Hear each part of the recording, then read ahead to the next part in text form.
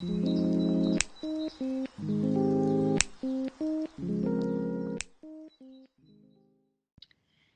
video is part of the Nothing About Us Without Us project, where youth activists, academics, and local community organizations work together to explore topics that local young people saw as important. As part of the project, we co-produced some sessions around activism in the future to deliver in schools in Cornwall. This video shares an activity from one of those sessions that worked really well. Check out the other videos in the series. In this video, we are going to introduce you to the root cause tree tool activity and discuss how it can be used as a problem-solving tool. We will think about how it can be used in person, online, and in a blended space like we did. We'll also share our top tips for facilitating a session using this too, so you can use it. We used an activity from the Youth Advocates Toolkit produced by Advocates for Youth. The link to this toolkit is listed at the end of the video. The activity uses a tree as a metaphor, and there are no right or wrong answers. Thinking of the leaves, these are used to symbolize the problems and challenges people see in the world. The trunk symbolizes the policies, practices, and structures that reinforce or support those problems. And the roots symbolize the historical, cultural, and economic causes of these problems, or the root cause.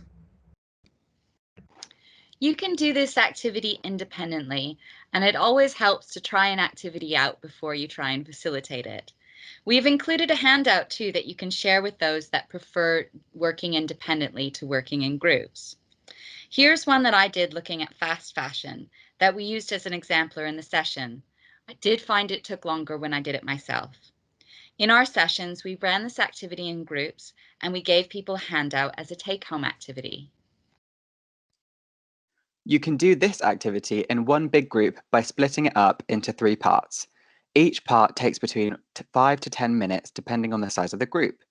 If you're doing this activity in person, you can have groups write out their ideas on post-it notes, and those that want to share can put them on the board for everyone to see. If you're doing it online, you can ask people to put their answer in the chat using hashtags to keep track of what answer goes with what question. We let everyone know we use different coloured leaves to symbolize that everyone's voices are important. We asked them to think about the problems that they see in the world. When we did this, we asked people to focus on climate change, as that was a topic we knew was most important to young people in Cornwall.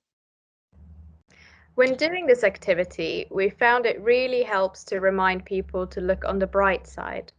After doing the leaves part of this activity, we asked everyone to just take a moment to silently think about one good thing we are already doing to help the world be a better place. If you wanted, you could capture this information using post-it notes or hashtags too. When we moved on to the trunk part of the activity, we reminded everyone that it symbolizes the policies, systems, and practices that support the problems we see. You may need to explain what policies are to those that don't know. Here we describe them as laws and guidance in our sessions. In our experience, the trunk section was the area where young people needed the most support to think about things. Having additional facilitators in the room or online can be helpful to give extra help when needed. When I did this activity independently, I found I spent extra time on this part of it because I wanted to look information up while I was going. The roots are the historical, cultural, and economic underlying causes of these problems. When we delivered this session, some of us were online. We found it really helpful to have a facilitator take a picture of the post-it notes and share it to the digital space via chat. That way, we could discuss everything together. If you are doing this activity, think of ways you can share information back to people in accessible ways. We offered to do a visual for schools with the responses young people chose to share. We made a visual report of each aspect of the activity and did a diagram of the more frequent responses. This is a visual representation of some of the more frequent responses shared by Year 7 students from Richard Lander. We really appreciate all their ideas, and as you can see, they're really great. We hope you try this activity in the work that you do. Just some tips from us. We think having a diverse group of people planning and delivering sessions can be really helpful to explore different ideas. Having multiple helpers is also really important when you're doing a blend of online and in-person training, so that those attending can be heard and supported regardless of the space they're in.